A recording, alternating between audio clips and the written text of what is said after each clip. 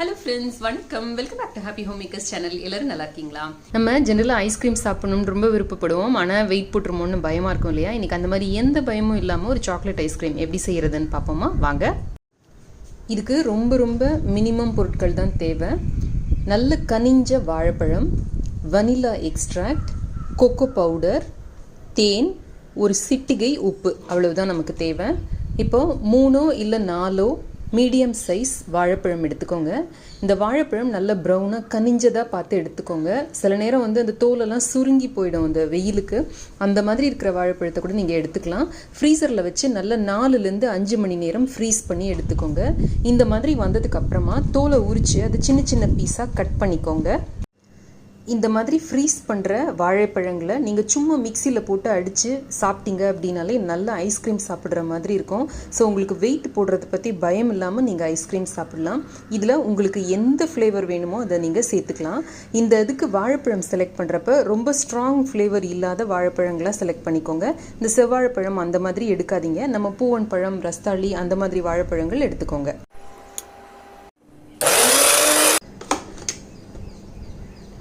இது அப்படியே ஐஸ்கிரீம் மாதிரியே இருக்கும். உங்களுக்கு எப்பெல்லாம் ஐஸ்கிரீம் சாப்பிட்ணுன்னு ஆசையாக இருக்கோ அப்போல்லாம் நீங்கள் கில்ட்டே இல்லாமல் இதை சாப்பிட்டுக்கலாம். இதோட நான் ஒரு 1/4 டீஸ்பூன் அளவுக்கு வனிலா எக்ஸ்ட்ராக்ட் சேர்த்துக்கிறேன். 1 டேபிள் ஸ்பூன்லேருந்து 1.5 டேபிள் ஸ்பூன் வரைக்கும் கொக்கோ பவுடர் சேர்த்துக்கலாம். என்னோடது டார்க் கொக்கோ பவுடர் கொஞ்சம் கசப்பாக இருக்கிறதுனால நான் 1 டேபிள் ஸ்பூனோட நிறுத்திக்கிட்டேன். நீங்கள் உங்களுக்கு பிடிக்கும் அப்படின்னா 3 டேபிள் ஸ்பூன் வரைக்கும் கூட சேர்த்துக்கலாம். இப்போ இதில் உங்கள் சுவைக்கு ஏற்றபடி தேன் சேர்த்துக்கோங்க. நான் இப்போ 1 டேபிள் ஸ்பூன் அளவுக்கு தேன் சேர்த்துருக்கேன். சுவையை தூக்கி கொடுக்கறதுக்கு ஒரே ஒரு கல் உப்பு சேர்த்துக்கோங்க. இப்போ இது எல்லாத்தையும் சேர்த்து இன்னொரு தடவை அடிச்சுக்கலாம். சாக்லேட் ஐஸ்கிரீம் தயார். இதை நீங்கள் இப்படியே சாப்பிடலாம், இல்லை இன்னும் கொஞ்சம் நேரம் ஃப்ரீசரில் வச்சு எடுத்தீங்க அப்படின்னா நல்ல சாக்லேட் ஐஸ்கிரீம் மாதிரியே வரும். இது உங்களுக்கு வேணும்னா வனிலா எசன்ஸுக்கு பதில் நீங்கள் சாக்லேட் எசன்ஸ் சேர்த்துக்கலாம், இல்லை சாக்லேட் எக்ஸ்ட்ராக்ட் சேர்த்துக்கலாம். இதில் 1/4 கப் அளவுக்கு தேங்காய் பால் கூட நீங்கள் சேர்த்து செய்யலாம். இப்போ இதை கொஞ்சம் நேரம் ஃப்ரீஸ் பண்ணிட்டு வரேன். இப்போ நம்மளோட சாக்லேட் ஐஸ்கிரீம் தயார். நான் நைட் ஃபுல்லும் இதை ஃப்ரிட்ஜில் வச்சுருந்தேன். இதை நம்ம சாக்லேட் சிப்ஸ், சாக்லேட் நூடுல்ஸ் இந்த மாதிரி எது வேணால் வச்சு அழகாக அலங்காரம் பண்ணலாம். குழந்தைங்களுக்கு கொடுக்குற மாதிரி இருந்ததுன்னா சாக்லேட் சிப்ஸ் கொஞ்சம் நிறையவே போட்டு கொடுக்கலாம். ஃப்ரீசரில் இதை நீங்கள் கிட்டத்தட்ட 1 வாரத்துலேருந்து 10 நாள் வரைக்கும் கூட வச்சு சர்வ் பண்ணலாம். நல்லாவே இருக்கும். சாக்லேட்டை சின்ன சின்ன துருவல்களாக இந்த மாதிரி துருவி இதோட சேர்த்து அலங்காரம் பண்ணலாம்.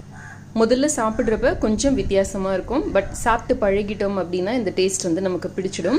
இதில் நீங்கள் வேறு வேரியேஷன்ஸ் நிறைய ட்ரை பண்ணலாம் உங்களுக்கு பிடிச்ச மாதிரி. இதில் நீங்கள் க்ரீம் வேணா கூட சேர்த்துக்கலாம், ஸ்ட்ராபெரிஸ் சேர்த்துக்கலாம், இல்லை வேறு ஏதாவது பழம், மாம்பழம் அந்த மாதிரி நறுக்கி கூட இதோட சேர்த்துக்கலாம். ஸோ நம்மளோட கற்பனைக்கு ஏற்றபடி இதை செய்துக்கலாம். இந்த வீடியோ உங்களுக்கு பிடிச்சிருக்கும்னு நினைக்கிறேன், பயனுள்ளதாகவும் இருக்கும்னு நினைக்கிறேன். பிடிச்சிருந்ததுன்னா லைக் பண்ணுங்கள், ஷேர் பண்ணுங்கள், நம்ம சேனலுக்கு சப்ஸ்கிரைப் பண்ணி ஹாப்பி ஹோம் மேக்கர் குடும்பத்தில் ஒரு அங்கத்தினராக சேர்ந்துருங்க.